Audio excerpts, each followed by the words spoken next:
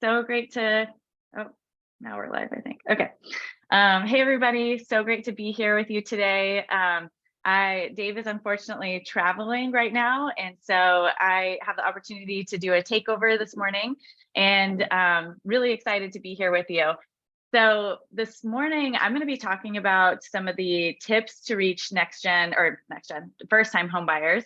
But I am going to be sharing a lot of research from the 2022 Next Gen Homebuyer Report, which I just published last week.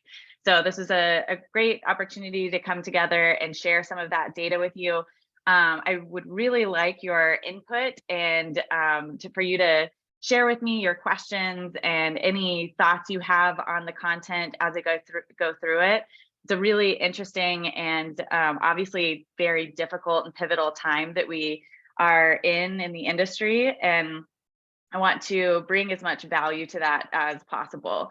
So for those of you who don't know me, I have worked in the industry for the last 10 years, but I kind of grew up in the industry. My dad worked in mortgage, or still works in mortgage. And so I was introduced at a young age.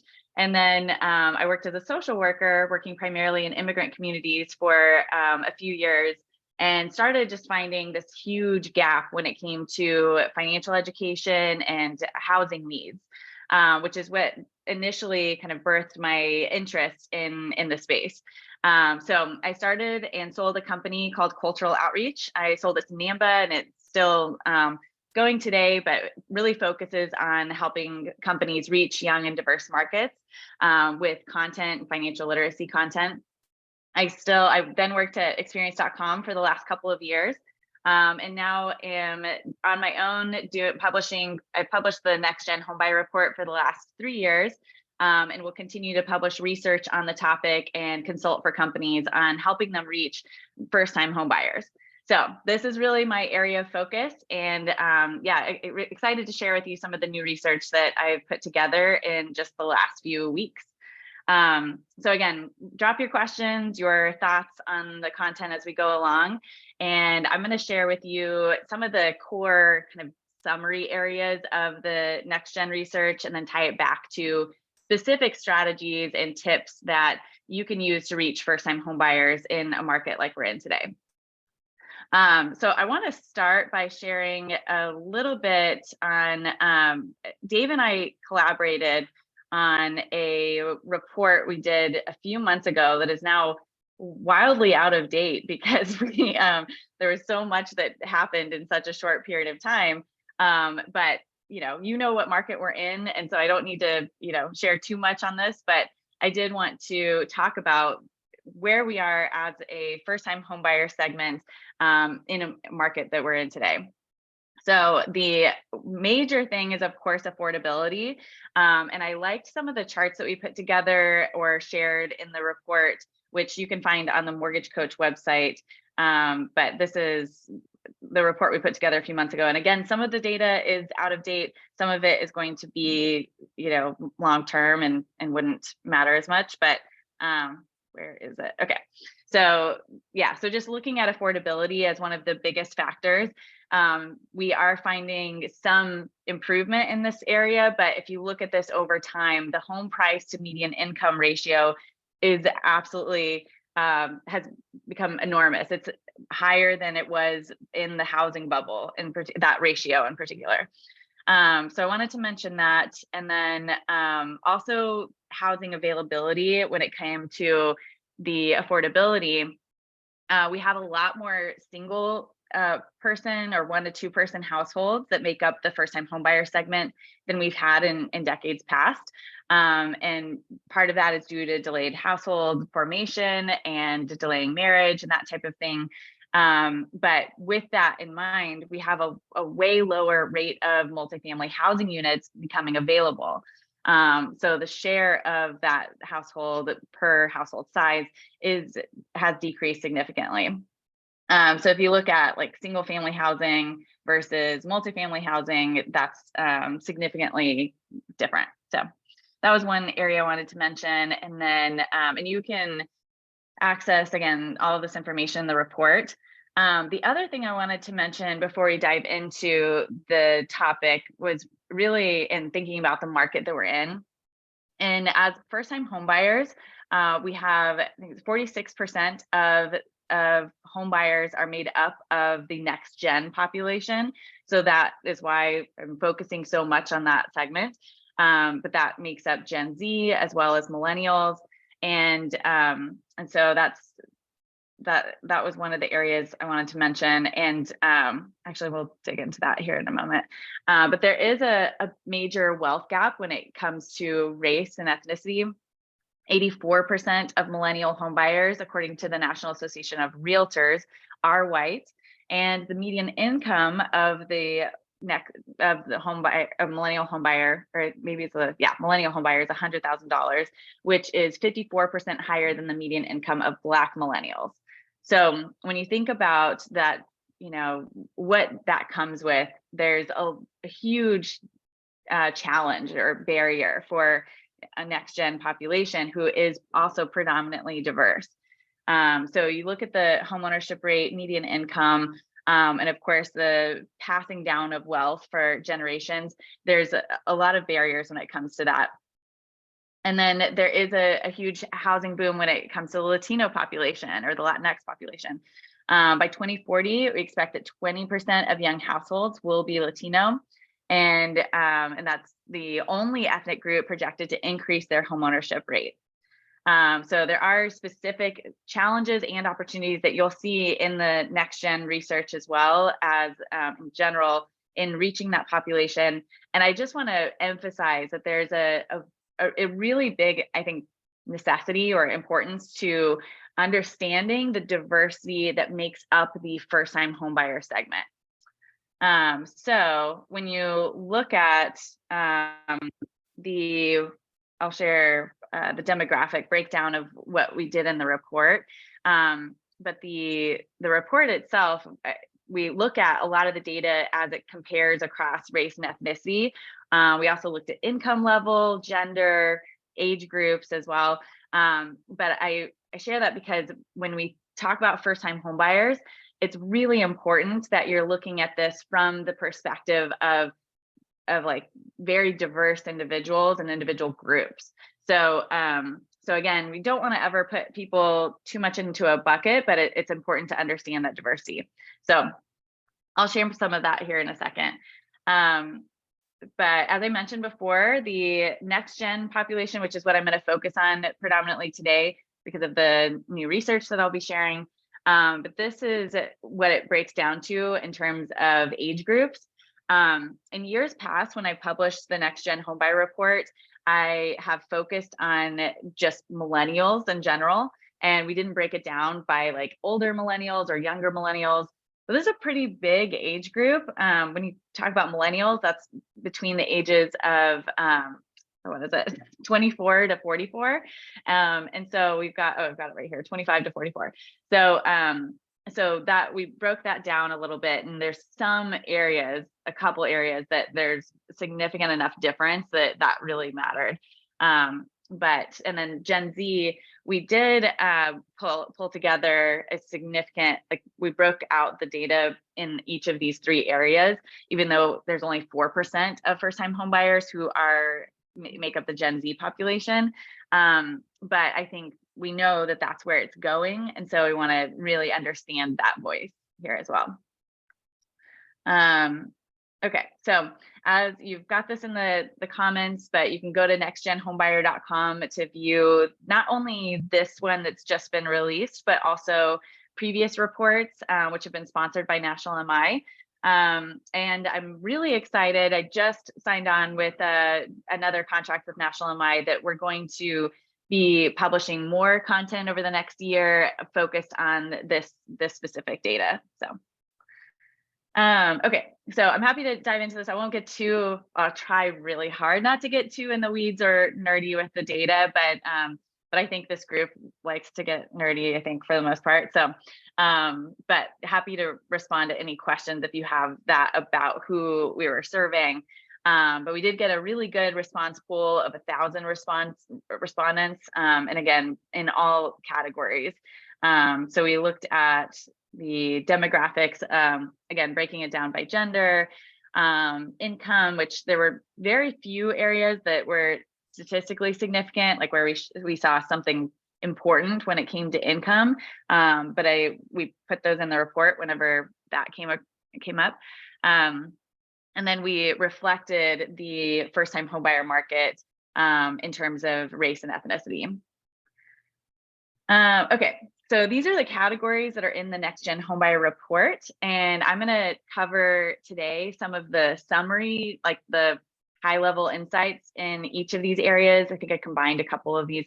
And then I want to get into some really practical strategies, and that's where I put together a few that I think have been, I've watched others be really successful with and that are grounded in this research, but would love to hear from you what you're doing and how this relates to some of your strategies coming into the next year. So of course we are in again, very difficult market with rates that are, I don't remember what they are today, above 6%, but that makes it very difficult, especially for first-time homebuyers to enter the market. But a lot of people are ready to come into the market today. And if they're not, we still want to be ready to, this is just a really unique opportunity to build up your business. And especially as you'll see when we dive into some of this research, that trust and confidence were some of the biggest challenges that people have when it comes to going through the home buying process. So building trust and building confidence happens over time. So that's why this is a really unique time where you can put into practice a lot of things that are going to help you in building that trust over time. All right, so we're going to start by going through the financial challenges. This was interesting because I asked them what have been the biggest challenges to your financial situation this year. And of course, as we talked about, high cost of living made sense. The interest rates came in the top 5, which was interesting. But what I thought was really surprising was that mental health or anxiety hit number 2 as the top financial challenge in 2022. And this is, again, 1,000 respondents. This is not like a fluke situation. We could have done this with 250 responses and it been, significant. But this is, I think it's interesting because I think all of the other areas really contribute to the mental health or anxiety factor. But also, this is an area that I've been starting to speak on over the last couple of years on like the psychology of money. Which means how do we look at the way that our emotions are involved in our financial decisions? And so, that plays a huge factor in how we're responding to these. So we had a question that, will this be recorded and emailed out? It definitely will be recorded and posted. I'm not sure about emailed out, but we'll get back to you on that. So mental health or anxiety, came in number 2. And then the third one, which I'm really excited about not excited that it exists, but excited to be focused on, is personal financial knowledge. And this is an area that I have collaborated closely with Dave on in the past, and that we're going to continue to work on building out potentially a nonprofit that focuses on this space. And it's definitely where my whole career has been based on. And we know that personal financial knowledge or education has been a really big factor in building, of course, confidence, but even like allowing people to enter into the homeownership process just based on our next gen homebuyer research that we've done in the past as well. But I think that this is one that we'll break down and get into some more practical takeaways as well, because I asked more questions on this too. So anyway, any questions that you have about what this means or the financial challenges in particular, happy to dive into that and what that means for your business. But I'm going to briefly walk through some of the demographic differences. Low to moderate income respondents were more challenged when it came to cost of living, not surprising, the anxiety factor and debt, as compared to upper income. And again, unsurprisingly, upper income were they were much more likely to say they didn't have any financial challenges this year. And then this is the only area that was really significant when it came to the difference between younger millennials and older millennials. But the younger millennials were significantly or reported more challenges than any other demographic. So you can see that it was about the same when it came to high cost of living, but everything else they were more challenged in, and even the other categories as well. And then let's see, we go to gender. The two areas that came up specifically here were that women were more likely to report challenges with mental health or anxiety and job stability. And that is also not surprising when you look at this segment. I'll talk more about that here in a minute, but the women in particular were hit pretty hard when it came to responsibilities at home and work through COVID. There were lots of different factors there, but of course, there's going to be more anxiety, more responsibility added to this segment as well. And then when it came to race and ethnicity, there was a lot of consistency, but one that was most interesting to me was that, one that came up was that Asian American Pacific Islanders reported higher challenges in high cost of living, mental health, and healthcare costs than other segments. But also, when we'll get into this a little bit later, but this community tends to be the most family oriented, or like keeping things in the family. And so there's going to be more weight when it comes to some of the challenges as it relates to the community as a whole.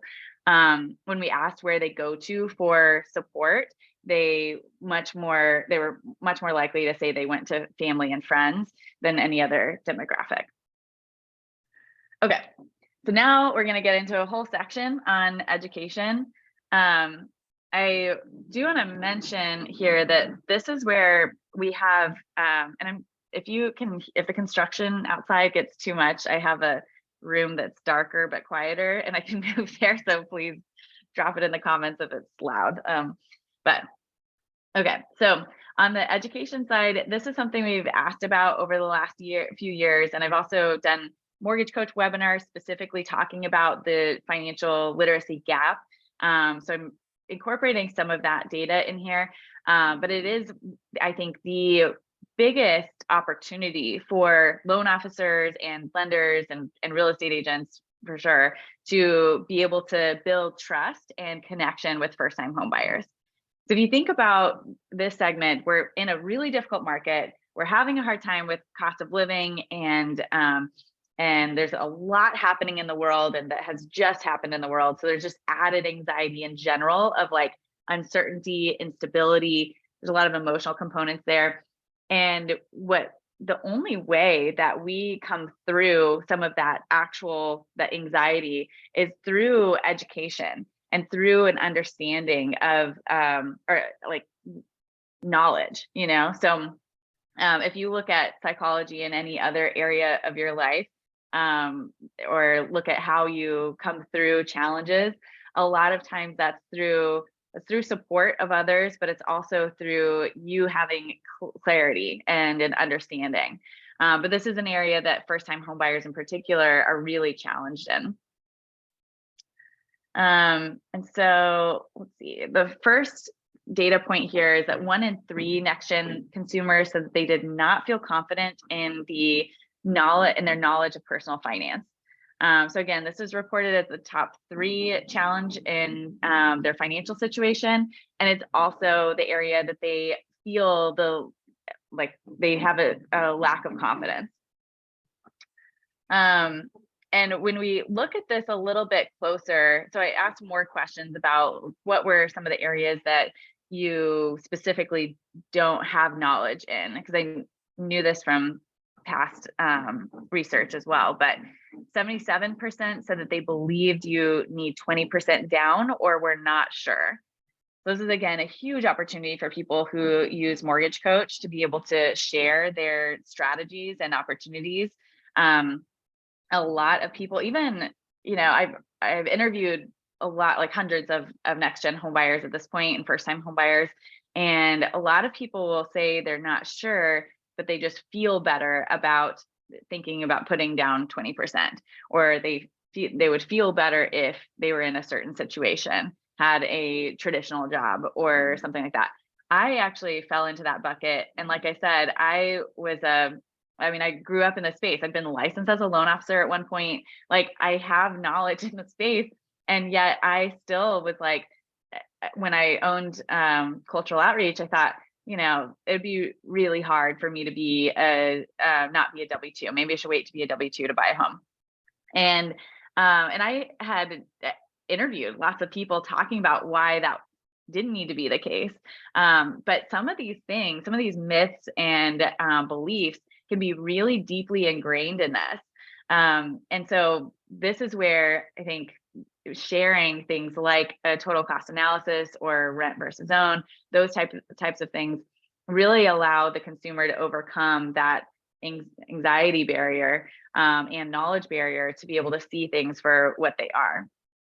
So when I was going through the home buying process, I've shared this on past mortgage coach webinars too, or conversations, but when I was starting out, I had talked to lots of people and they said, you should absolutely buy a home. It is a good time to buy. And I'm really grateful I did.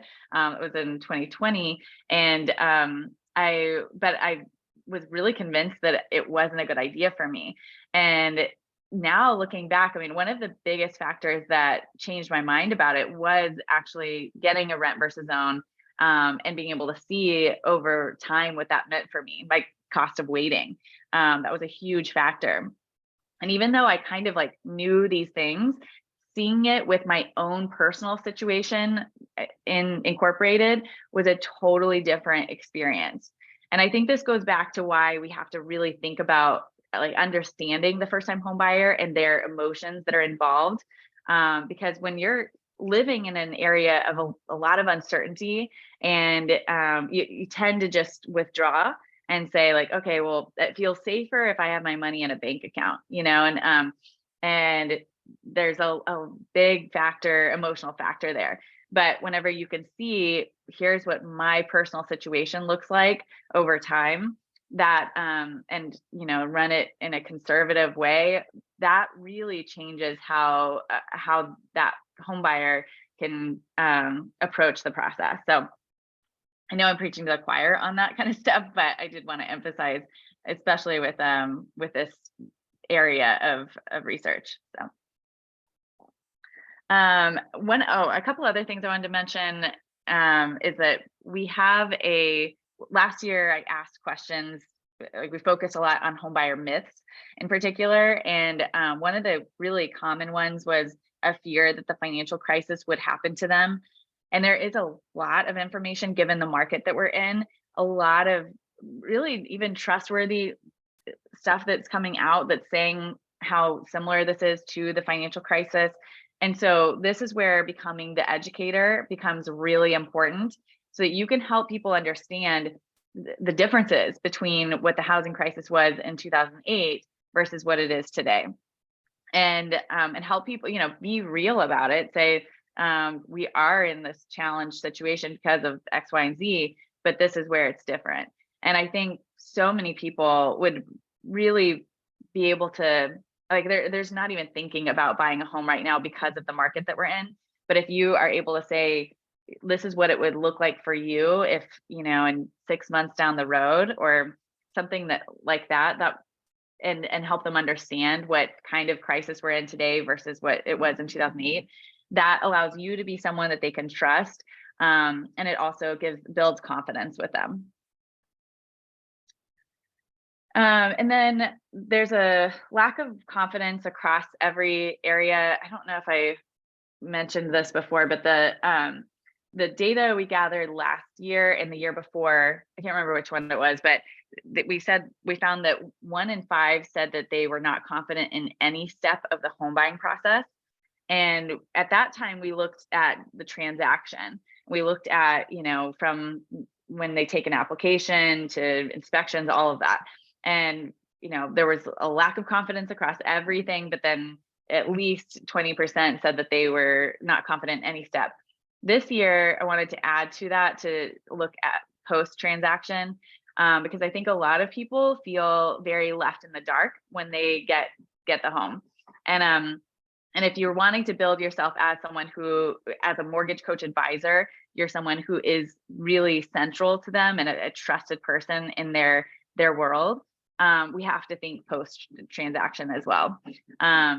And this is something I know Dave talks a lot about, of just, in general, being that advisor. And I want to emphasize that people, especially, and this is more significant with Gen Z, but across the board, at least 1 in 5 said that they did not feel confident they knew how to maintain and care for their home.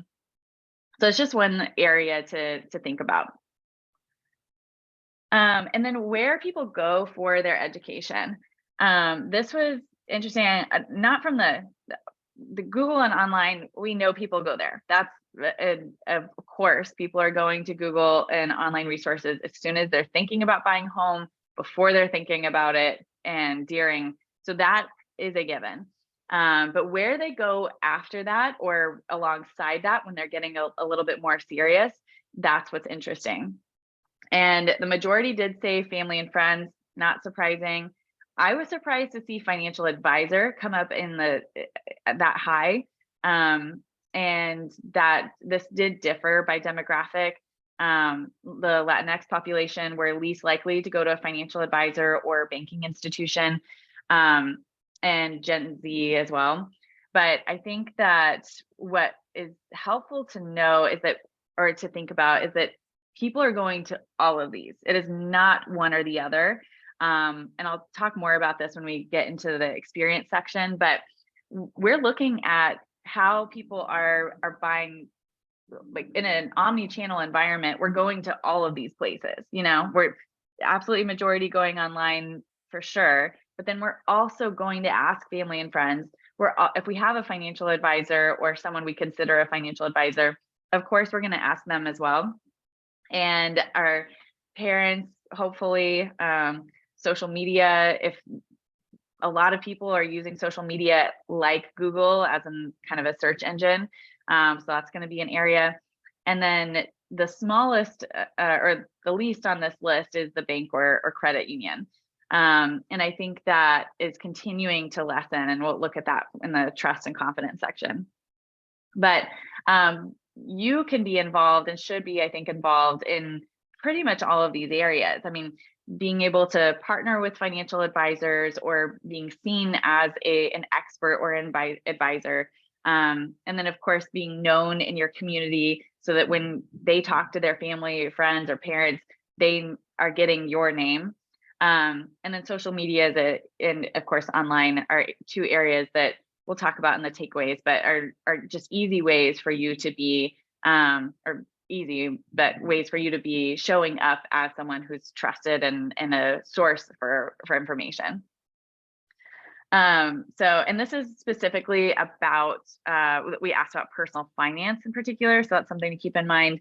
I think that if we were talking about, I would like to do a follow-up question to ask specifically about home buying, because again, I think that financial advisor would probably drop a little bit, but curious your thoughts on that as well. One thing on that was that young and multicultural consumers were least likely to turn to a bank for advice, which I think is interesting. And we'll look at this in a second, but they're also least likely to trust a banking institution to help them make smart financial decisions. And then lastly, in this section, I want to talk about advice and support. We go into this a little bit more in depth when it comes to in the 2022 report, but we found that only half of next gen consumers said that they have the financial advice and support they need to achieve their financial goals. So it's pretty significant. I think that, again, this is a huge opportunity where you are someone that can become known or is known as one of those people that they can trust for financial advice and support. And that did increase, or the gap increased whenever it came to upper income, white, older, and male. So like really significantly, actually. I go into this a little bit more in depth in the report, but you can see here the income difference. This is one of the areas that was the biggest significant factor when it came to income, and then really significant in the Latino population as well. So I want to pause here. Oh, I pulled in a few of the slides that I used in the report that I did, or the presentation I did with you guys a few months ago on the financial literacy gap. And I wanted to mention just how significant this gap is, and that it's supported by other research as well. Almost half of the credit card costs paid in the US today were due to ignorance of fee structures and compound interest. So that's just one symptom or example, but and in the most basic financial literacy quiz, only a quarter of millennials could answer 4 out of 5 questions correctly. I know that was significantly less, but I can't remember by how much from previous generations. And so, but our financial situation is becoming more complex as well. So this is a basic financial literacy quiz, but you think about what we're dealing with today with crypto, and of course the market the way it is, there's and growing distrust in institutions. That's going to be a major factor to this as well. And then we also found that young people, women, and diverse segments experience the biggest gap when it comes to financial literacy. So I want to pause here and see if we have any questions before we go into the trust and confidence section.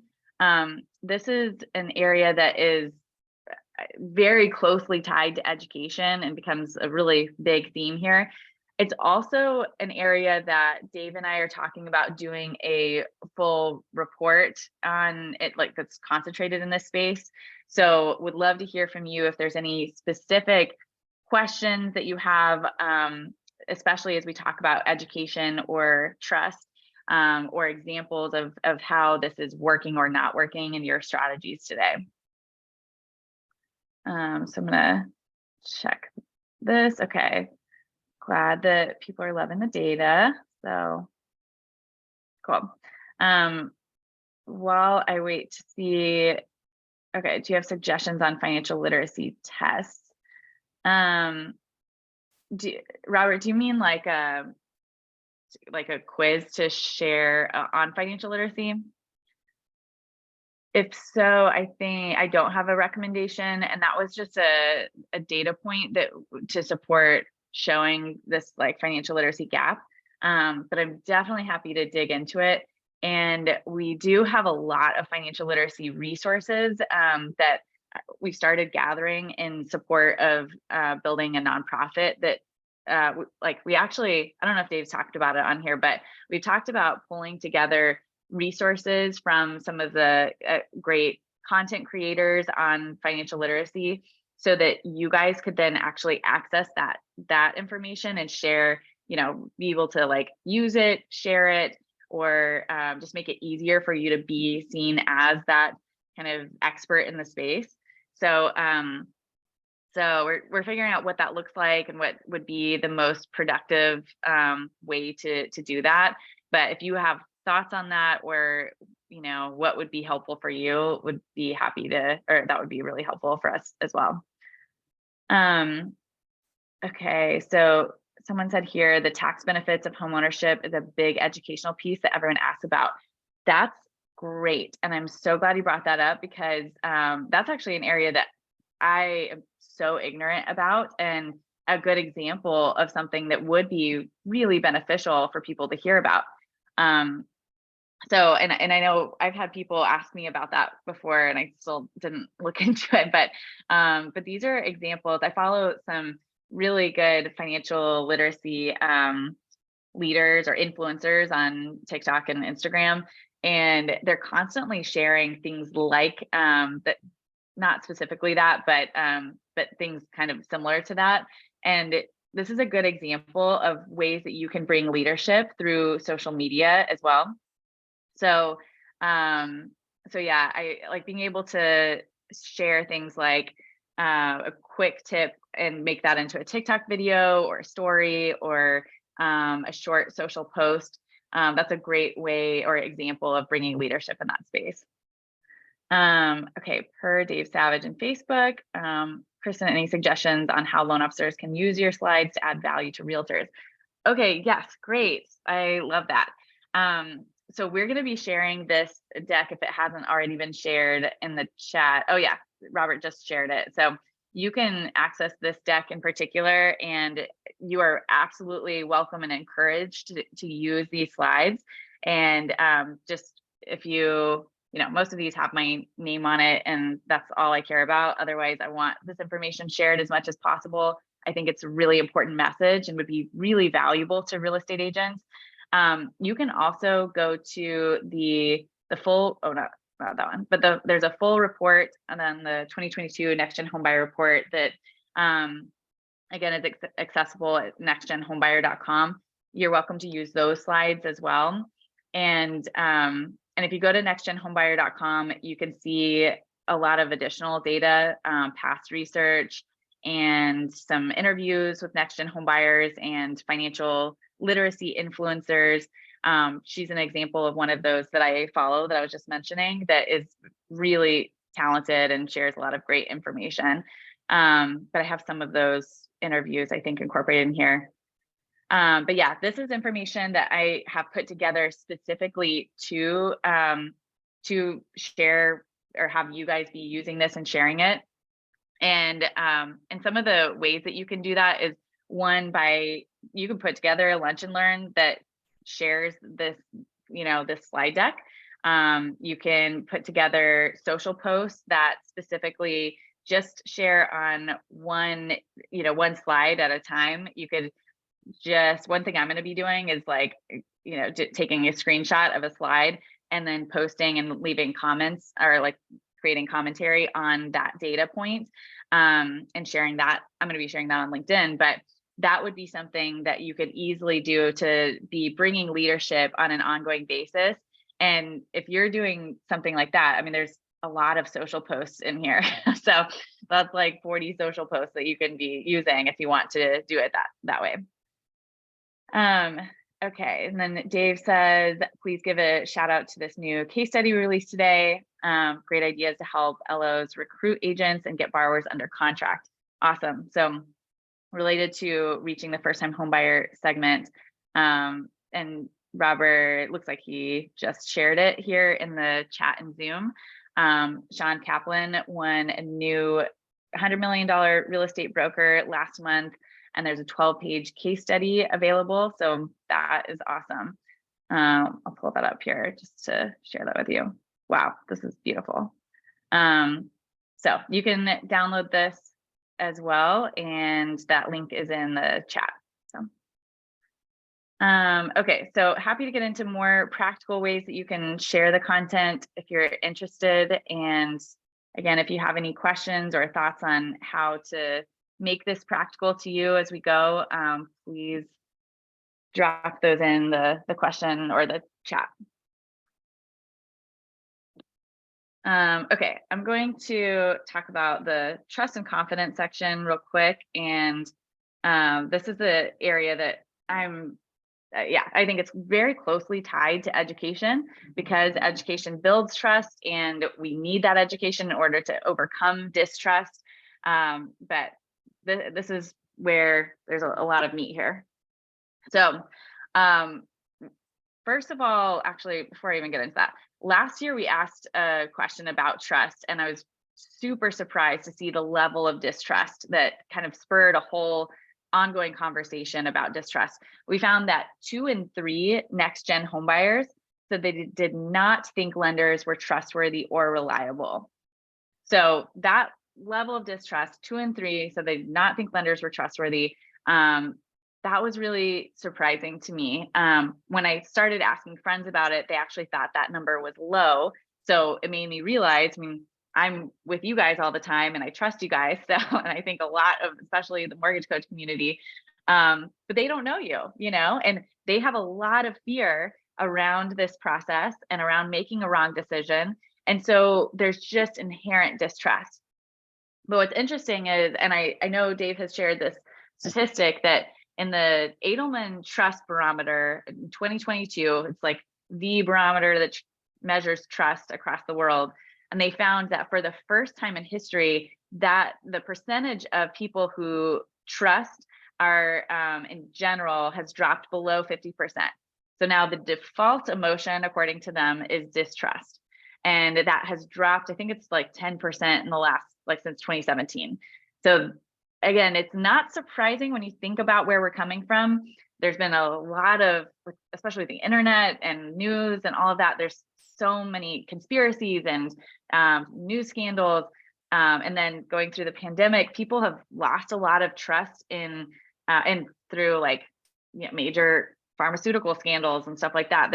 We've lost trust in healthcare. We've lost trust in government, media, faith-based institutions, even. There's almost every category you can think of, there's a growing distrust. But what's interesting about that is that people are becoming less trusting of the institution, but we are trusting of the individual. And so when you look at this data, this makes a lot of sense that the lowest amount of trust came in with a bank or credit union that consumers said that the majority said they did trust, but barely, to help them make smart decisions. And then when it comes to the loan officer and real estate agent, that number was a lot higher. And so 2 and 3 in comparison, last year we found 2 and 3 next-gen homebuyers said lenders were not trustworthy or reliable, but 2 and 3 say loan officers, they do trust, and real estate agents, they do trust. So this is a really, I think, compelling argument for building your personal brand and you being the educator, and making sure that you're, that's why things like social media and relationships and all of that are so critical in a market like we're in today.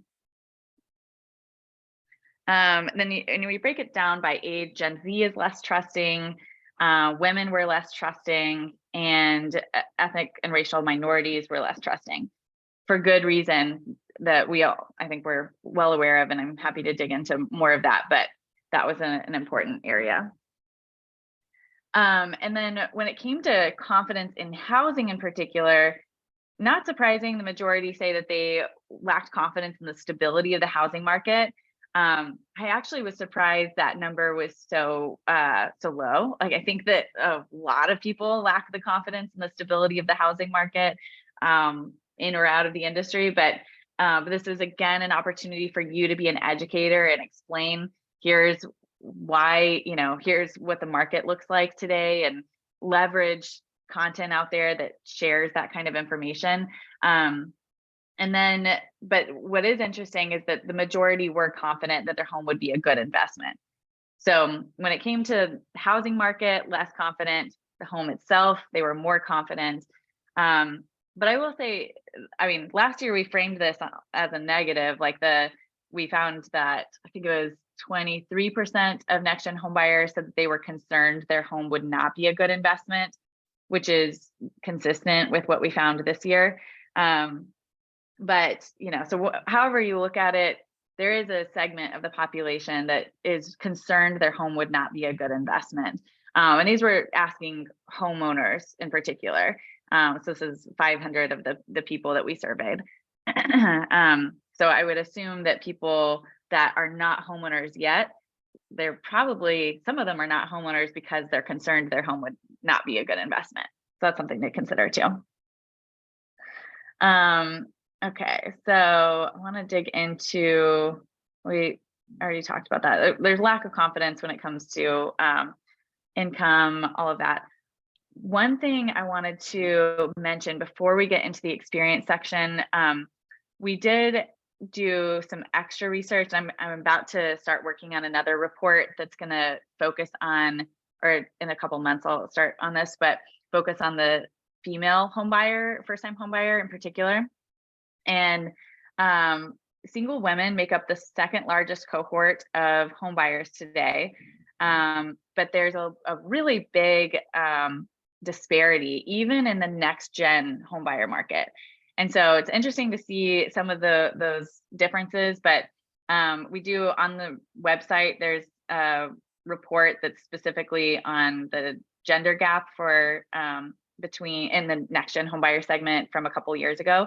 We found some interesting data, like men were more likely to grow up learning about making a financial plan, and that correlates with having better savings and having more financial planning that they're doing, and like they were 3 times more likely to be investing than women. There's a lot of other factors there, but some of that information is available here too. And I just wanted to make that plug because I'm about to start working on that. And if you have questions or thoughts or want to, collaborate or have a conversation, I'm definitely interested. Okay, so for Dave, what do you think are the top 1 or 2 takeaways of your report, and that you think would be the most valuable to agents? So I definitely think that the biggest takeaways are probably around the education piece, as well as when we talk about the experience. So let me share this really quick. I know we're about to get into, I'm going to talk about some of the quick takeaways here in a second. But one thing that we found was that half of next-gen homebuyers said that they rated the overall experience as 5 stars, which is not awesome. And that lowered when it came to women and Gen Z. But the most surprising statistic I think I found in the whole report was that next-gen homebuyers who met in person were 41% more likely to give 5 stars versus buyers who had met only over video or over a phone. And they were significantly more likely to trust their loan officer. So we know that it's a major factor that people are going to trust you more whenever you're on video and that type of thing. And you're going to be able to reach more people through online experience. So I'm still very pro using video there, all of that. But I do think it's important to emphasize here that even though all of your buyers are certainly not going to be able to meet up with you or want to meet up with you, creating the space for that may be something you want to incorporate into your strategy. I'd be really curious to know if other people have that same experience. So this is more on the lender side, but I think it's really interesting to see that how much of being in person really plays into the overall experience.